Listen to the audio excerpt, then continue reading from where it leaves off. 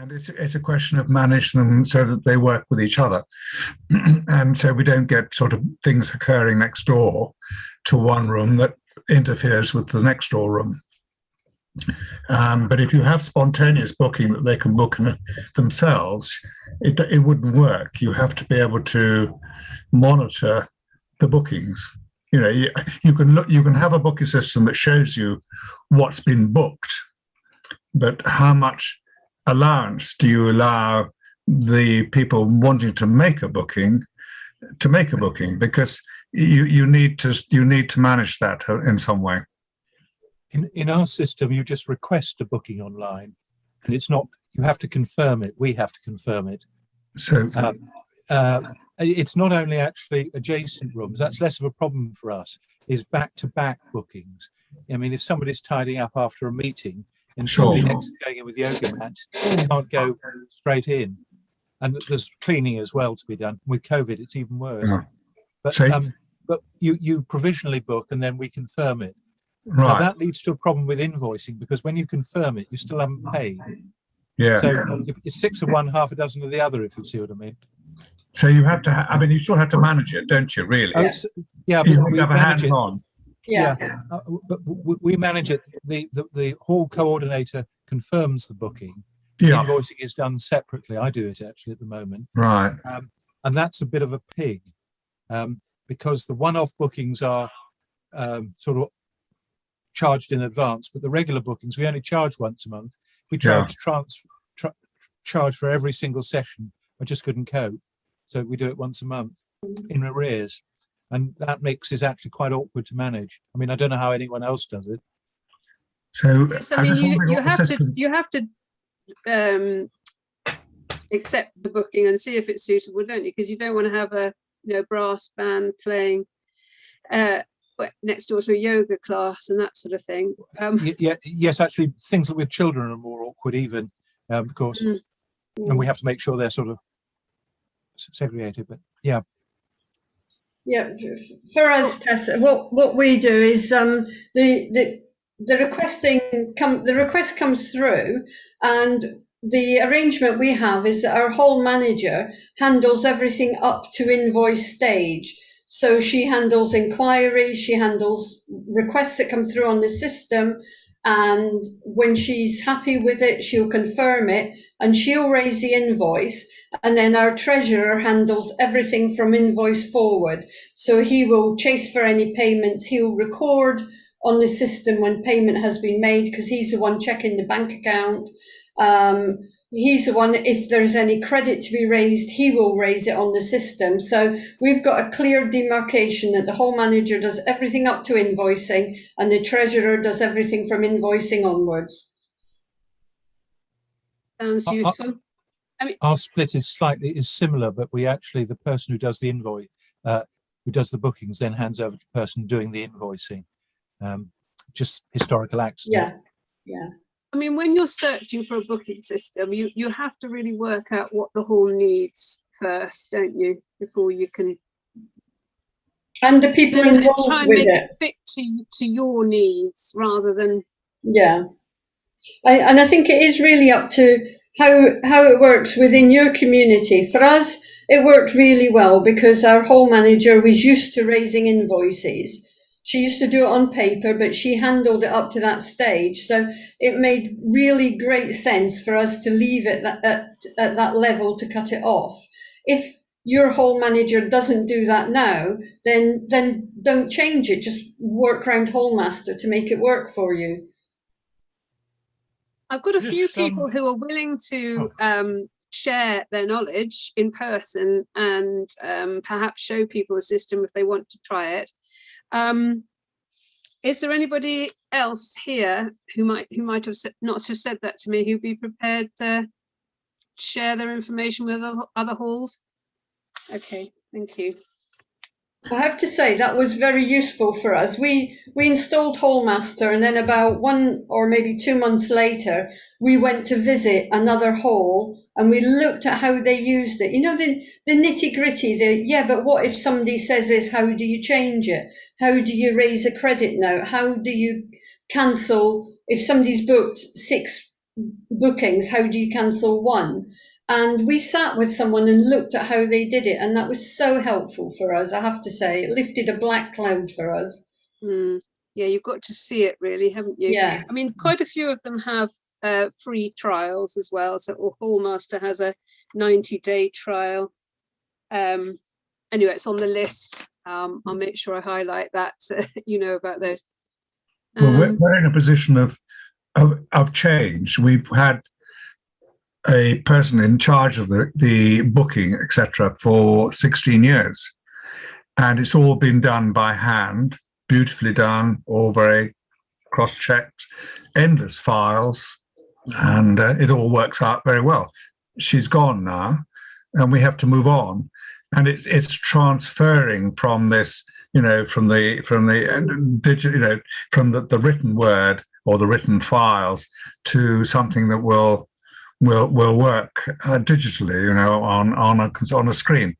And so the rest of us, of course, don't understand a word of it, all the but it's the people who do understand it, and it's how we transfer easily and effectively and accurately from one to the other, really. And then once you've got it, make sure that you have a training session for other people and try and rope them in so that it's not only one person doing it. Yeah, that's the trouble. You rely on someone for so many years, and when they go, you're bereft, really. Jeff, still muted. But on mute. Very useful. Thank you for arranging it. I've got a number of points. It sounds as though, although we've done our research and sent through some other systems, if other people are using Hallmaster, then surely we should use Hallmaster, then we're all on the same learning curve. So that's one that I've taken away, whatever its weaknesses might be. I'll just share with you, because there's some discussion on deposits and so on. When the case law changed relatively recently, 2 or 3 years ago, so penalties without bonuses became enforceable, we have moved to a deposit system where we can apply penalties if people are in breach, so we don't have to prove damage, and we found that very effective. It does mean we have a little bit of administration, but we actually regularly apply penalties. And in our terms, we state the percentage of the booking fee that can be applied as a penalty for particular breaches. What do you mean? You have a lot of people doing damage? No, we have. So if someone's supposed to clean the hall and leaves the hall in a mess, we charge a cleaning fee plus a penalty for the aggravation of having to deal with it. If they make noise, we've called out public health people. It's unenforceable. There is no monetary damage. So before the law changed, we couldn't impose a damage, because the law was you could only impose penalties if you had matching bonuses. Now you can impose penalties. So if someone stays longer than outside the license hours, we impose a penalty. If they make too much noise, we impose a penalty. If they leave the hall in a mess, we impose a penalty, as well as the cleaning fee. I just share that with you, and that's worked very well. Yes, you'd hope it would work though, and that people wouldn't actually, as a deterrent rather than. I would love to see that, because I think we need to start getting a bit stricter with. I think it's like the law generally. It's a deterrent to those. It's a deterrent to some, but not all are reasonable people. And so many people don't read the paperwork, for one thing, do they? That's right. Well, I think what we're actually having to do is, because people don't read the paperwork, we're just putting together some bullet points, because we get the same questions over and over again, and they've not read it. So people will read a bullet point. So I think we're just working on it now, sort of 8 or 10 bullet points. My bugbear at the moment, because I'm in charge of bins, annoyingly, as well as everything else, is people putting the wrong stuff in the wrong bins, and then I have to bin dive to turn it all out, because otherwise we get charged by the council. Definitely give them a penalty for that, Kendra. Yeah. We have we're supposed to be looking after the planet and doing everything properly. Well, that's just what we thought. We thought we'd sort of to try. We've got 2 blue recycling bins and the food bins that we were going to introduce. You can have one black bag that you can put in, because we'll lock the bins so they can put one black bag outside. Any more than that, we will charge them for not recycling or taking their rubbish away. Good. It's expensive. Yes. I couldn't believe how much waste is. Yeah, terrible. Jim. Yeah, just coming back for a moment to the free trials that are offered by Hallmaster. Just a little caveat there. You could play around with the free trial quite a lot, but in our experience, it's only when you actually bring it into use for real that you discover some of the things that you didn't realize. In particular, the extent to which users and hirers find it easy to use the system. And we found there was quite a lot of need to train some of our hirers how to use the system. And given that we were relatively new to using it, we were both on a learning curve. But it's really only when you start for real that you discover that there's a bit more need to understand how it works. Yeah. Okay, because yes, I think it says on the website the 93 day where you can streamline all your needs or something, and I was wondering about that, whether you really can, because you can't set. Yeah. Jeff. 2 more questions. Is anyone sharing booking secretary? Certainly our booking secretary is, it's a part-time job and he could look after 2 or 3 halls, not just 1 hall if he wanted to. So does anyone share, or do we all have our own? Well, we have 2 because we have so many. I look after the regular hirers, and then another lady looks after the parties. Okay. Mainly because it just got too much for one person to do. It was, Oh. you know, we have 2 or 3 inquiries a day, so it just got too much. You actually pay someone, don't you, Jeff? Yeah, we pay someone. And Wow. My second question is, because if we switch to Hallmaster, which I think we will, we're switching to Hallmaster because we got a computer literate, sophisticated booking secretary, and he said that the system he's inherited from our previous one, who set it up, was equally sophisticated. You're lucky I can operate this. When I retire at some point, whoever picks it up, unless they're as literate as I am, which probably will mean they're a lot more expensive than they need to be, won't be able to run it.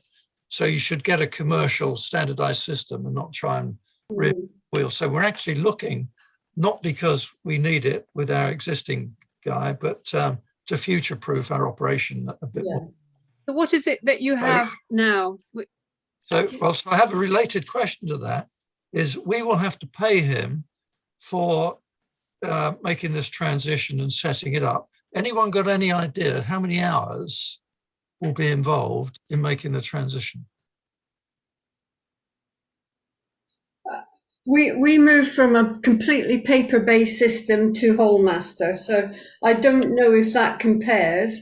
But myself and the hall manager probably sat for maybe 10 to 12 hours, moving bookings from paper onto the system, so that and then we contacted some of our regular users and asked them to be part of our trial. And so we worked with them particularly, and that was only 2 or 3 people. It wasn't a whole amount, but we picked people who we thought would give quite a variety of being very au fait with systems, to those who phoned up and said, I don't know what I want, just tell me what to book, type thing. And so I would say we probably spent, I don't know, maybe 2 full working days getting the system up and running. And then when people made future bookings, we put them automatically onto the system. So we became the users. So we were fault finding. We were the ones who were going, I don't know how to do this. If I was a complete novice, would I understand this? And that helped us to guide it forward, I think. But what you have to remember is Hallmaster, I think, is very good, and it was a huge step forward for us. But you're paying less than £200 a year, Janet. Software, and that is not an awful lot of money software-wise. So there are limitations. But we're employing someone new to replace the lady who's retired, who did all this by hand, and we're reckoning on between 6 and 8 hours to get it up and running. So that's what she's being, and she's very computer literate. So we hope that she can transform the system that we have to the system that she will want to work with. So, and we have briefly looked at Hallmaster, but it's a question of looking at what she's happy with doing, really, and we'll have to suck it and see whether it is the right amount of hours. I don't know, and we are paying her, but it's the only way to make the system work, I think.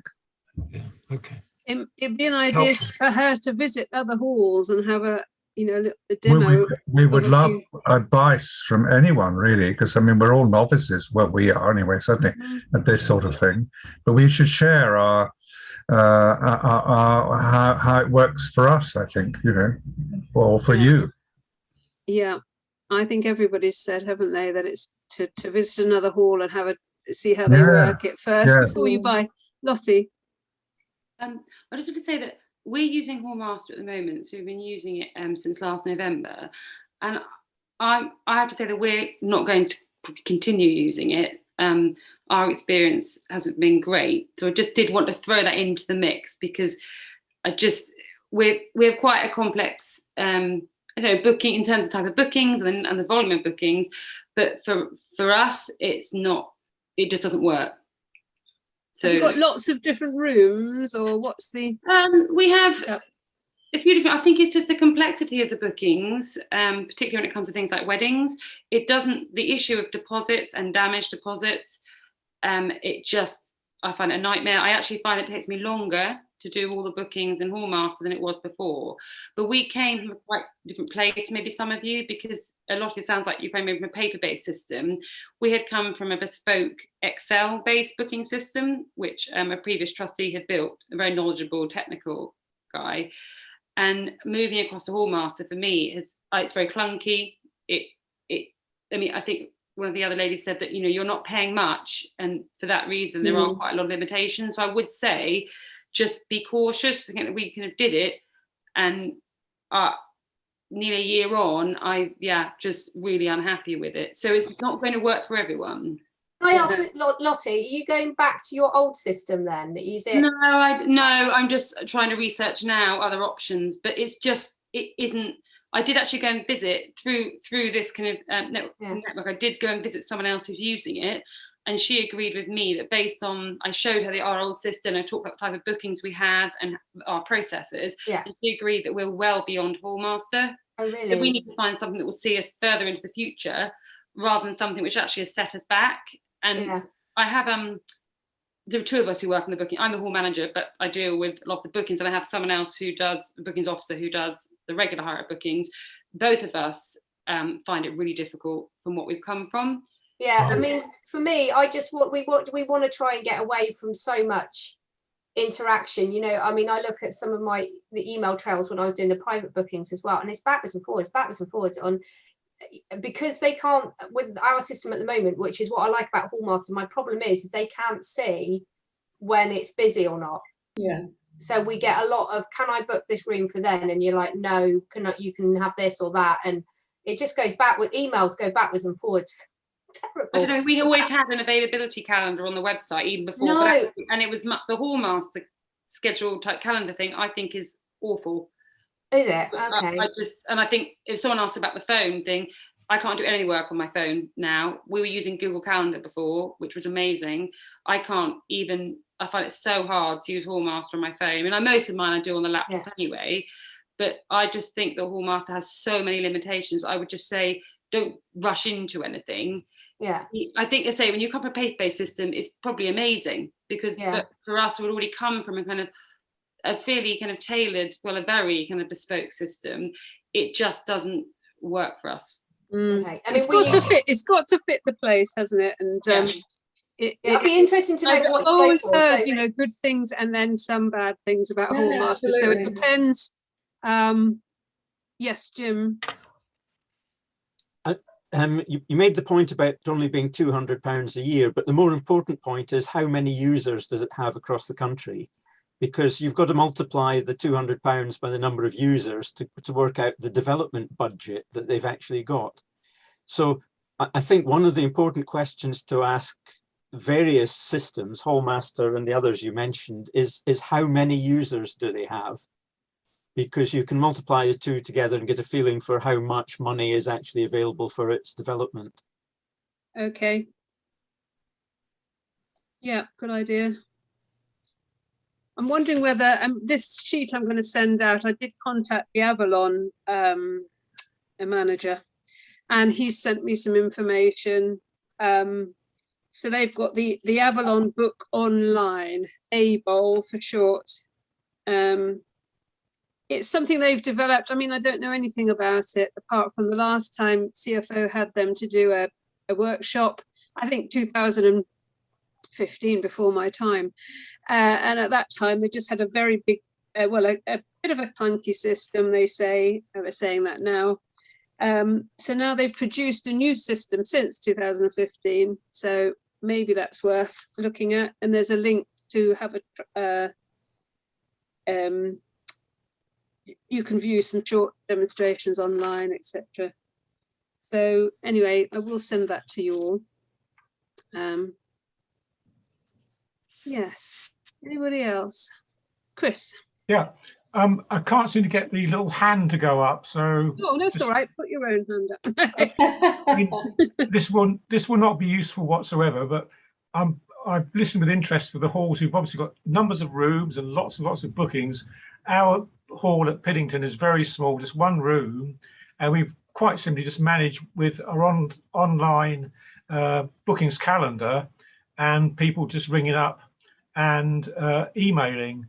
But again, that's completely the other end of the spectrum, so it's not really of any use to people looking to develop a more complex system. No, I would have thought with with us, at the end of my list saying many smaller halls with single rooms just use Google calendars. that's it. What we do, yeah. You're not going to have any flashes. You know, yeah, depends on the complexity of what you want, really. Yeah, and just on the other incidents, we do ask for deposits where we don't know the people, which is very rarely. We have had one or two bad experiences. And I think very earlier, somebody said about loaning out equipment. Well, one thing where you're loaning expensive equipment, it might be worth checking on your insurance, because when somebody wanted to borrow some one of our marquees, the insurance company said it won't be, you've got to insure it if it's off-site. So that's just something maybe of use. So if it's taken out of your property, out of the village hall, it may be that you need to get special insurance on a item that is rented out. Okay. Yes, thank you. So have we come to the end? Jeff? The follow-up to this is going to be quite important for us, Tessa. Yeah. We're really facing... I know, I feel this is the tip of the iceberg, really. Yeah. Yes. So what would you specifically, I mean, I'm going to develop a list. I've got the names of people who don't mind me giving out their contact details. If anyone halls wants to use their particular system. I haven't found many varied systems that people are using. So I might have to ask that question. Yeah, lots who use Hallmaster and Avalon. Yeah, and all the booking systems that I put on the list are not necessarily. I mean, normally I'd send out a list that someone has vouched for, so somebody's used, but that it's just me doing some research. And it's just a list, so I can't, apart from Hallmaster and Avalon, I can't really. And of course, that's that's mixed. I think this is such a personal choice, really, for each hall. That's the thing. I would quite like to. I mean, I guess I would have to myself, but if we could do it collaboratively, it'd be better to have a specification that we can test the system against.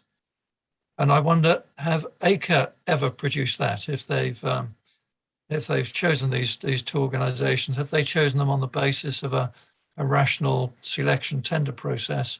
Do they have a hall booking specification that would be a starting point for us? Yeah, I'll find out about that, Jeff. Thank you. And if we did, I would then quite like the opportunity to get these guys to present to us once we've got the common set of questions, so we can, work together to make an informed judgment. So I'd quite like that process, specification, and then get expressions of interest from them to give us presentations on how their system matches up against our specification. Okay, so have separate, do a series of meetings with different half-hour meetings, whatever, having given them in advance, this is what we would like our system to achieve. I would have thought that they'd be prepared to demonstrate their system over Zoom. I mean, that's what a lot of IT systems do. Yeah, sure, do it over Zoom. I'm not saying face to face. We could brief them as to what we're wanting them to, the problems we want them to solve, and see what they make of it, really, and just listen to them, and because they could show us different bits of it, couldn't they? Mm. And they're typical reports. I mean, yes, absolutely. Reports, but done with Excel and so on. Yeah. So I mean, if you could ask I'd be happy to make a start at something, circulate it. We got a nice hall, but we don't allow multiple bookings, so we have that simplicity. But we have a complex booking form to really tease out what people want and what they're going to do. So leave that with you, Tessa. Yeah, sure. Thank you for a wonderful. I think that's probably the next stage, isn't it? Unless anybody's got any other ideas. Jim. Just a comment. I would describe Hallmaster as perhaps more clunky than buggy. In other words, it seems to work reliably, so it doesn't fall over. And while its features may be a little clunky to get to understand and work, it doesn't seem to fall over, which I think would be a much bigger problem. I think we can live with an imperfect system, providing it works reliably imperfectly. Yeah, and I had somebody when I got Bernard from Hallmaster to come and do a demonstration in Castleton Village Hall in 2018. I had somebody who was absolutely fuming because he hated it. He hated the system, and he said he was going to speak, and I said, well, I'm not sure that's a good idea, but the person that's taken over from him is much happier with it than he is. So it's personality as well. One of the issues, bear the clunkiness, if that's one of the issues with Hallmaster is there's quite a lot of, I'll call them parameters, settings you can put in it. And I think a lot of the clunkiness comes because you don't get the settings quite right first time. We've had a lot of problems over who gets emails from the system, for example. Now, it's okay at the moment, but it needs a bit of thought about how you do it. And I think a lot of the complaints about clunkiness is because whoever went in first set them that way. It's not the documentation is there, but it's pretty thin. But you set it that way, and it means this, if you see what I mean.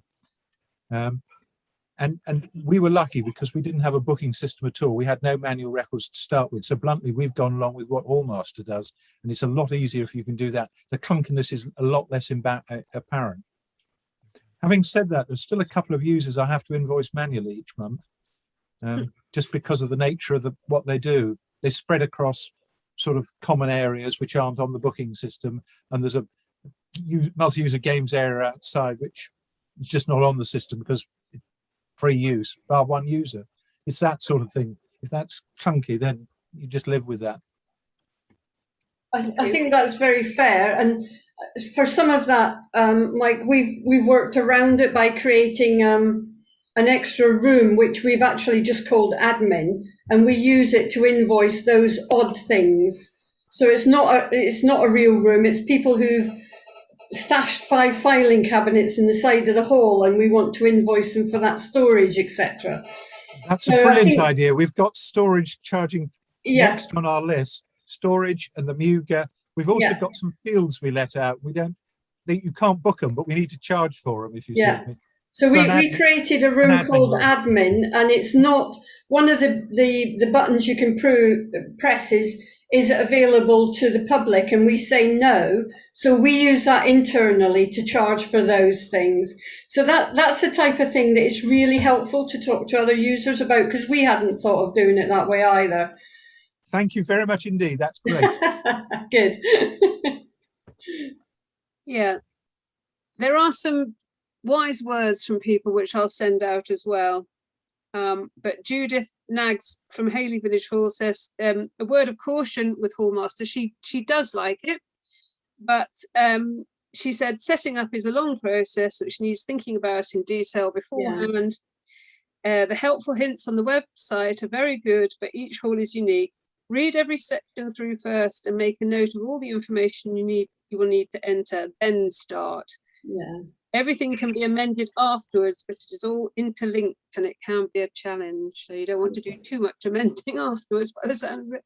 No, we had a big issue with pricing, and we couldn't work out what to do. But in the end, I'm not saying it's perfect by any means, but we just rang Hallmaster, the two of us sitting here, and said, we don't know how to set this up. We explained what we wanted, and he asked if he could log into our system, and he set it up while we were looking at the screen. We were watching what he was doing, and that was so helpful. It's probably, saved 5 years off my grey hair sort of thing. So it was worth doing. Yeah. But it isn't perfect, and I'm not going to say it's perfect, but it works for us. That's all I would say. I wonder if I'm going to have to ask you for some of your, I know we're going to get the specifications as Jess suggested, but also maybe I need some of yours, like Lottie, for instance, because if I'm going to get someone that's suitable for your setup, maybe I need to know a bit more, and or you could tell me. I can email you. To come I'll along. email you my setup. I'd love to find, like when I emailed you earlier, I'd love to find some halls that are the kind of working at the kind of sophisticated level that we are, to just get an idea of other systems, because I'm struggling to find anything that, I don't want to continue with Hallmaster, so need to find another option. Yeah, I think your we system seems a lot more complex than ours, Lottie, to be fair. Do we need to ask community centres? Would that be more online with? Well, yeah, I mean, I've approached things like the town hall here, like Henley Town Hall, but they were using Avalon, which they're not happy with, and they're trying to find an alternative for Avalon.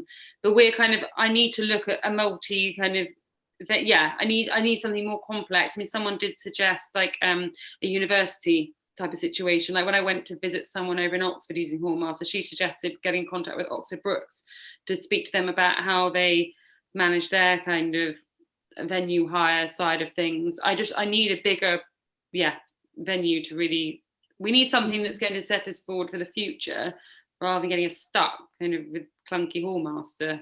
It just so that it's hard finding venues that I'll try and give that some thought. Thank you.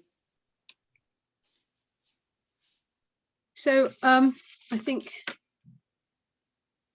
is everyone happy with that for now? And I'll send you out the information and we'll try and shape it from there. See what we can do.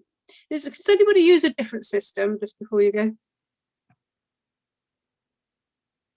No. We use ours is kind of manual. We use Monday, so you have to put all your details through it's like a Google Docs on our website. Monday, and then it translates into something called Monday, and then, as I say, the manual process is that we have to then check if it's the request that they want. It's free, but then it's like a traffic light system. So once we're in conversation with someone, we're working on it, goes green when it's booked. Then we've got a section for we've received the T's and C's back, a section for they've paid the deposit, and then finally the invoice. But none of it's linked. It's all manual. So, and then we use Xero for our invoicing, so which is a completely different system. So I have to do all the invoicing separately.